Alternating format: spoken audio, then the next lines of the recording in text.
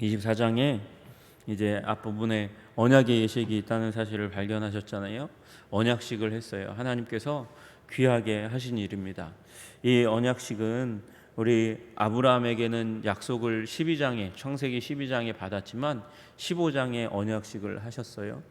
하나님께서 출애굽할 때 백성들 가운데 이미 불로 모세에게 한번 나타나셨잖아요. 그래서 이 산에 돌아오는 게 표징이 될 것이라고 말씀하셨고 진짜 그렇게 시내산으로 이스라엘 백성들을 끌고 왔어요. 그리고 하나님께서 이제 19장에서 이제 하나님께서 너희들을 인도한 독수리 날개로 업어 인도한 것처럼 너희들을 사랑으로 인도했다 말씀하시고 나서 너희를 나의 소유로 삼고 그리고 제사장 나라로 택한 족속으로 그렇게 거룩한 나라로 삼았으니 이제 그 내 언약을 지키면 그렇게 위대한 하나님의 정체성을 가진 그런 백성으로 만들어가겠다 말씀하시는 그 음성을 듣고 응답했고 그리고 이제 산에 올라가서 하나님께서 말씀을 주시는 대로 십계명을 시작으로 해서 말씀을 주시는 대로 이스라엘 백성에게 이제 전하고 언약의 예식을 맺었습니다. 그리고 그날이었던 걸로 생각이 됩니다. 하나님께서 다시 한번 모세에게 말씀하시는 거예요. 언약 예식 마치고 굉장히 이제 산에서 있다가 와서 하루 지냈을 뿐이거든요. 하루 지냈고 방금 언약 예식을 마쳤는데 주님께서 모세에게 다시 한번 말씀하십니다. 산에 올라와서 내게로 와서 거기 있으라 이렇게 말씀하세요. 그러면 산에 올라가는 게 내게로 오는 거라는 거예요. 산에 올라가는 게 어떻게 내게로 오는 게 되겠습니까? 여러분 산에 올라가는 일은 사람들과 떨어져서 이제 내가 발품을 팔아서 여러분 모세가 80세잖아요. 산에 올라가는 게 결코 쉽지 않습니다. 힘든 일입니다. 고된 일입니다. 그런데 산에 올라가는 게 내게 오는 거라는 거예요. 여러분 우리가 발품을 팔아서 노력해서 사람들과 조금 떨어져서 나오는 그 길이 하나님께로 오는 길인 줄로 믿으시기를 주님의 이름으로 축복합니다. 여러분 여러분의 이 새벽을 깨우고 이 자리 가운데 온 일이 이 교회 가운데로 온 일이지만 그러나 또한 동시에 내게로 온 일, 하나님께로 온 일인 줄로 믿으시기를 주님의 이름으로 축복합니다. 여러분 새벽 5시 반 누가 이 시간에 깨어서 이렇게 이동하고 또 하나님께서 깨워주셔서 브라운관을 켜고 그 앞에서 다른 사람 쿨쿨 누워서 자고 있는데 그 앞에서 무릎 꿇고 또는 의자에 앉아서 브라운관 켜고 그렇게 새벽에 예배의 시간을 갖겠습니까? 하나님께로 나아오게 하시는 그 하나님의 은혜 가운데 서 있는 줄로 믿습니다. 하나님께서 그렇게 하신 이유가 있어요. 내가 그들을 가르치도록 모세가 그들을 가르치도록 내가 너에게 율법과 계명을 친히 기록한 돌판을 주겠다 그렇게 말씀하세요. 여러분 이게 웬일입니까? 돌판에다가 주님께서 이 율법과 계명을 기록해서 주겠다고 말씀하시니 이게 웬일입니까? 여러분 사실은 그러나 이런 일들은 조약을 하고 나서 조약을 이 타블렛에 이렇게 다 기록하고 양측이 다 보관하는 것은 일반적인 일입니다. 이 언약의 예식에 있어서 반드시 수반되는 일이니까 하나님께서 그 십계명 돌판을 친히 주님께서 손으로 쓰셔서 이스라엘 백성에게 주겠다. 중요 문서를 그렇게 돌에 새겨주는 그 일을 고대근동에서 하는 일을 그 관습대로 따라서 너희에게 주어 이것이 정말 정식 언약이라는 사실을 보여주겠다 그렇게 말씀하시는 것이죠. 그러면서 그 말씀을 듣고 나서 이제 모세가 움직이기 시작합니다. 모세가 그의 부하 여호수아와 함께 일어나 하나님의 산으로 올라가는 거예요. 여러분 여호수아가 중요한 인물이죠. 이제 영적인 이제 지도자로서 다음 세대를 책임질 사람이 모세니까 모세와 함께 산에 올라가기로 결정하고 모세들과 함께 올라갑니다. 이전에 있었던 아론과 훌이 아니고 이 여호수아를 선택해서 모세가 올라갑니다. 올라가기 전에 장로들을 소집해서 모아서 그들에게 이야기합니다. 너희는 여기서 우리가 너희에게로 돌아오기까지 기다리라. 여러분 그러니까 이제 장로들은 어디에 있어야 돼요? 그 소집된 그곳에서 이제 함께 기다리면서 여호수아가 그리고 모세가 돌아올 때까지 기다려야 하는 것입니다. 여러분 기다림이 명령일 때가 있어요. 행동이 명령일 때도 있지만 기다림이 명령일 때가 있다는 사실을 우리 기억해야 합니다. 둘 다 순종을 요구해요. 이 시대는 사실 행동주의의 시대입니다. 무엇인가를 해야 한다고 주장하는 시대입니다. 그래서 하나님 앞에서 가만히 있어 잠잠히 기다리는 그것을 하기 싫어하고 할 능력이 없는 세대예요. 행동하라고 강조하는 세상에서 기다림은 행동보다 사실 더 큰 순종을 요구할 때가 있다는 사실을 기억해야 합니다. 여러분, 기다림의 순간이 어떤 시간입니까? 인내의 시간이에요. 기도할 수밖에 없는 시간, 아니 기도밖에는 할 수 없는 시간이 있을 수 있어요. 여러분, 그때가 하나님께서 우리에게 주신 기다림의 시간인 줄로 믿으시기를 주님의 이름으로 축복합니다. 그리고 그 지도자들에게 긴급한 일이 일어나면 아론과 훌을 찾으라고 명합니다. 이제 아론과 훌이 모세 대행 역할을 감당하는 것이에요. 그래서 장로들이, 백성들이 급하게 가져오는 문제를 아론과 훌과 상의해서 해결하도록 그렇게 하고 여호수아와 함께 모세가 산에 오르기 시작합니다.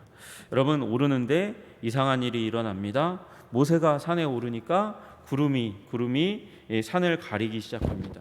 모세가 올라가니까 구름이 몰려들어서 산을 가리기 시작하고 그 위에서부터 여호와의 영광이 시내산에 임하는 일이 일어납니다. 여러분, 하나님께서 명하시고 그리고 우리가 하나님의 명령대로 산에 오르니 하나님께서 구름으로 임하시고 영광으로 임하시는 거예요.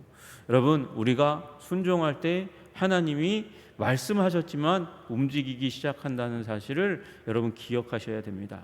여러분, 출애굽기의 주제가 그것입니다. 시작이 그렇게 되잖아요. 하나님께서 아브라함에게 약속하셨어요. 애굽으로 갔다가 그곳에서 400년 동안 있다가 나오게 될 거라고 그렇게 말씀하셨잖아요. 그래서 요셉 때의 이 고센 땅으로 돌아갔잖아요. 들어가서 그곳에서 살다가 이제 요셉을 알지 못하는 파라오가 왕이 드러나기 시작하면서 나타나서 통치하면서 이스라엘 백성이 고통 가운데 처합니다. 여러분, 그런데 어떨 때에 하나님께서 그들을 돌아보시기 시작합니까? 기도할 때에. 아니요, 사실은 하나님은 불꽃 같은 눈동자로 이스라엘 백성들을 계속해서 바라보셨고 그들을 지키셨어요. 그런데 기도하기 시작하니까 하나님께서 그들을 돌아보셨다고 말씀하시는 그 장면은 이제 하나님께서 하나님과 이스라엘 백성들과의 그 관계 가운데서 새로운 역사로 이양되고 있다고, 새로운 일이 일어나고 있다는 것을 말씀하시는 거예요. 여러분, 하나님께서 우리 삶에 함께 하십니다. 함께 하시는데 주님께서 우리들 가운데 더욱더 가까이 일하실 때가 있다는 사실을 기억하시기를 주님의 이름으로 축복합니다. 여러분, 여호와의 영광이 임했어요. 그런데 밑에서 보니까 이스라엘 자손들의 눈에는 어떻게 보였냐면 맹렬한 불과 같이 보였다는 거예요. 여러분, 밑에서 봤는데 맹렬한 불꽃이 막 타고 있는 것처럼 구름 너머로 그렇게 보여지면 모세는 얼마나 더 분명한 맹렬한 불 가운데 들어가 있겠습니까? 어떤 사람들은 이 맹렬한 불에 대해서 뭐라고 얘기하냐면 이제 화산 활동이라고 이야기해요. 화산 활동이라고. 어떤 주석가들은 그렇게 얘기하지만 이건 옳지 않습니다. 여러분, 만약 화산 활동의 불이라면 모세가 그 가까이 가는 게 불가능했을 거예요. 타서 죽었을 거예요. 그러나 하나님께서는 그렇게 이 화산 활동 가운데 들어간 자연적인 일을 그렇게 표현한 게 아니고 정말 구름이 몰려들었고 하나님이 임재하신 줄로 믿으시기를 주님의 이름으로 축복합니다. 모세가 그렇게 들어가 있을 때에, 구름 속에 들어가서 올랐을 때에 이 주님께서 6째 날이 지나고 7째 날에 여호와께서 모세를 부르셨고, 그리고 나서 여호수아를 남겨두고 모세가 그 구름 너머로 더 가까이 나아갔으니까 6일을 여호수아와 함께 있다가 더 가까이 모세만 나아가서 34일을 같이 있었습니다. 하나님과 여호수아와는 떨어져서 총 40일을 있게 된 거예요. 여러분, 그런데 여기 나와 있는 중요한 하나님의 임재의 상징으로 무엇이 나와요? 불이 나옵니다. 불은 하나님의 임재의 상징으로 성경 곳곳에서, 특별히 출애굽기에서 정말 많이 나오는, 강조되는 그런 하나님의 임재의 표현입니다. 하나님이 임재하셨다는 거예요. 여러분, 우리 기억하시듯이 불이 떨기나무에 임하셔서 그렇게 떨기나무가 다 소멸되지 않고 다 타지 않고 그렇게 남아있는 것을 모세가 보고 이상하게 여겨서 그 떨기 불붙은 떨기나무 가운데 가까이 나아가서 하나님의 음성을 듣지 않습니까? 여기에 이 떨기나무는 이스라엘 백성이에요. 보잘것없는, 그저 타면 순식간에 다 타버릴 수 있는 떨기나무가, 그 작은, 그렇게 크게 자라지 않는 그 떨기나무가 이스라엘 백성을 상징하는 거예요. 그렇게 크지 않고 보잘것없고 연약한, 그런데 그곳 가운데 하나님이 임하시는 거예요. 불이 임하듯이 하나님이 임하셔서 이스라엘 백성을 다 태울 것 같은데 태우지 않는 거예요. 태우지 않고 그 이스라엘을 이용하셔서 사용하셔서 하나님의 영광을 드러내시는 거죠. 여러분과 제가 보잘것없는 그런 하나님 앞에서, 인생 앞에서 그런 존재라 할지라도 주님께서 임하시면 주님의 영광을 드러내고 나타나는 도구로 사용받으실 줄로 믿으시기를 주님의 이름으로 축복합니다. 여러분, 모세가 그렇게 해서 시작했고 그것이 이스라엘 백성과 하나님의 관계의 상징임을 보여주셨어요. 여러분, 그리고 모세가 거기서 만난 하나님 때문에 자기가 살인자로 쫓겨나온 그 애굽으로 다시 들어가는 것입니다.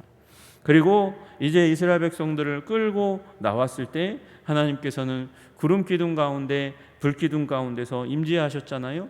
불 기둥으로 그들을 인도하시고 보호하시고 나타나셨어요. 그리고 이 하나님께서 이 산 가운데서 특별히 지금 이 장 가운데 더욱더 강력하게 불로 나타나십니다. 그리고 나중에 이제 성막을 짓고 나니까 성막 가운데서도 불로 임하세요. 여러분, 불로 임하신 그 하나님이 성막 가운데 계시잖아요. 성막은 회막, 하나님과 만나는 장소라고 여겨졌고 이스라엘 백성에게는 어떻게 인식되냐 하면, 여러분, 그 성소 가운데 금초대 가운데 빛으로 계신 하나님, 불꽃으로 계시는 하나님으로 인지하고 알고 깨닫는 것이죠. 여러분, 출애굽 이전에도 하나님께서는 불로 오셨어요. 아브라함과 언약하는 현장 가운데 연기나는 풀무 가운데서, 풀무니까 이 연기나는 어떤 이 풀무가 하늘로부터 나타나는데 그곳에 무엇이 있었나? 횃불이 있었어요. 횃불로 임재하시는 하나님, 불로 임재하셨어요. 여러분, 출애굽기를 넘어서 오르난의 타작마당에서 다윗이 여호와를 위해서 제사 드릴 때 하늘로부터 단에 불이 임했다, 그렇게 말씀하십니다. 하나님은 불로 임하셨어요. 바알 제사장과 영적 전투할 때도 엘리야를 통해서 하늘에서 제단에 불이 임하도록 하시는 하나님이셨어요. 여러분, 불은 하나님의 임재의 상징이에요. 그 임재의 상징, 하나님께서 이스라엘 백성들과 계속 함께 하셨어요. 붙드셨어요. 도우셨어요. 그런데도 불구하고 하나님께서 불로 특별한 순간에 나타나시면서 너희와 함께 있다는 사실을 보여주시고 알려주시는 것이죠. 여러분, 그 불이 언제 임합니까? 다시다시피 오순절날 우리 교회 역사 가운데 임하는 것 아니겠습니까? 여러분, 하나님께서는 우리와 함께 하십니다. 우리와 함께 하세요. 우리가 구주요 주님이라고 그렇게 영접할 때 우리 마음 가운데, 우리 영혼 가운데 들어오셔서 우리 가운데 내주하시는 하나님이신 줄로 믿습니다. 그런데 내주하시는 그 하나님이 불꽃처럼 우리에게 열정을 부어주시고 성령 받은 자로 열정적으로 주님의 목적을 위해서, 주님의 영광을 위해서 살아가게 하시는 하나님이세요. 그래서 여러분, 불꽃으로 우리의 영혼 가운데 뜨거운 열정으로 임하시는 하나님을 사모하시는 여러분 되시기를 주님의 이름으로 축복합니다. 여러분, 불은 모든 문화권 가운데 있는 것이에요. 불은 모든 문화권이 인식하는 바 그 불의 신성함, 인류는 불의 신성함을 깨달아 알기 시작하면서 발전해가고 불을 이용하면서 발전해 갑니다. 그리고 그 불은 두 가지 특징을 가지고 있다는 사실을 우리가 알고 있습니다. 하나는 소멸하는 불입니다. 다 태워버리는 불입니다. 히브리서 12장 29절에 우리 하나님은 소멸하는 불이심이라 그렇게 말씀하세요. 여러분, 불 가운데 나무가 들어가면 나무가 다 탑니다. 집에 불이 붙으면 집을 태워서 소멸시켜 버립니다. 주님께서는 소멸하는 불이셔서 소돔과 고모라를 그렇게 유황과 불로 소멸시켜 버리셨습니다. 여러분, 그러나 이 불은 어떤 사람은 소멸하지만 어떤 사람은 살리는 불이에요. 여러분 다 아시다시피 다니엘의 친구들이 금신상 앞에 절하지 않았다고 해서 풀무에 던져버리지만 그 친구들은 하나님과 함께 하심으로 말미암아 타지 않았습니다. 오히려 집어넣는 사람이 소멸되는 일이, 불타버려 죽게 되는 일이 일어나게 되었습니다. 여러분, 어떤 사람은 죽이지만 어떤 사람은 살리는 불이 있는 거예요. 더 큰 영광과 신앙으로 믿음으로 나아가게 하는 하나님의 불이 있는 것이죠. 여러분, 일반적으로 우리가 불은 태우는 거라고 생각하지만 불이 있어야 철강석에서 철을 빼내고 단련하는 일을 감당합니다. 여러분, 우리가 주님 앞에 있으면 주님께서 그 불로 어떤 사람은 소멸시키지만 그 불로 우리를 더 큰 믿음, 연단된 신앙 가운데로 나아오게 하시는 줄로 믿으시기를 주님의 이름으로 축복합니다. 여러분, 그러니 우리 기도하십시다. 여러분, 시련이 불같이 우리 가운데 올지라도 그 시련의 불이 아니라 하나님의 불이, 성령이 우리의 심령 가운데 불타오르면 우리는 더욱더 거룩하고 아름다운 존재로, 힘 있는 존재로, 주님 앞에서 하나님이 기뻐하시는 존재로 그렇게 서게 될 것을, 아름답게 될 것을, 견고하게 될 것을 그렇게 깨닫고 그렇게 사모하시는 여러분 되시기를 주님의 이름으로 축복합니다. 주님, 모세가 그 불꽃 가운데 들어갔습니다. 들어가도 아무 문제가 없었던 것을 우리가 기억하는 것처럼 주님, 우리를 하나님의 불, 성령 가운데로 인도하사 주님, 우리 성령 충만하게 하시고 주님, 어떠한 상황, 어떠한 환경 가운데 있더라도 열정으로 우리를 채워 주시옵소서. 주님 나라를 위한 열심으로 우리를 채워 주시옵소서. 그렇게 기도하시는 저와 여러분 되시기를 주님의 이름으로 축복합니다. 기도하겠습니다. 존귀와 영광과 찬양을 받으시기 합당하신 주님, 내게로 올라오라, 산으로 올라오라 말씀하시는 주님, 우리 언제나 주님 우리 가운데 계시고 우리를 붙드시고 우리를 인도하시지만 우리를 위하여 구별된 장소로 나와 기도하라고 말씀하시는, 주님과 대면하라고 말씀하시는 음성을 순종하여 하나님 따로 떨어져 기도하는 것에 힘쓰는 주의 백성들 다 될 수 있도록 주님께서 붙들어 주시고 인도하여 주시옵소서. 주님, 이스라엘 역사 가운데 새로운 분기점을 세우기 위해서 주님께서 모세를 40일 동안 산으로 초청하셔서 그곳 가운데서 대면하려 하셨고 그곳 가운데 불꽃 같은 영광으로 임하셨습니다. 주님, 우리 가운데로 아버지 오셔서 불꽃 같은 영광으로 우리의 심령 가운데 임하여 주시옵소서. 성령으로 임하여 주시옵소서.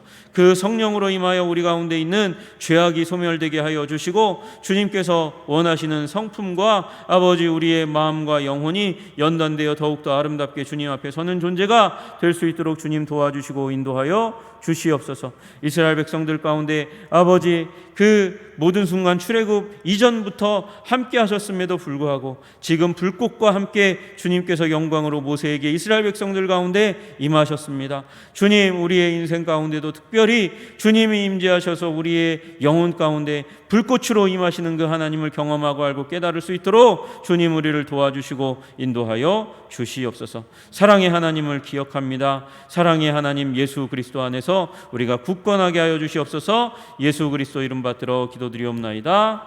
아멘.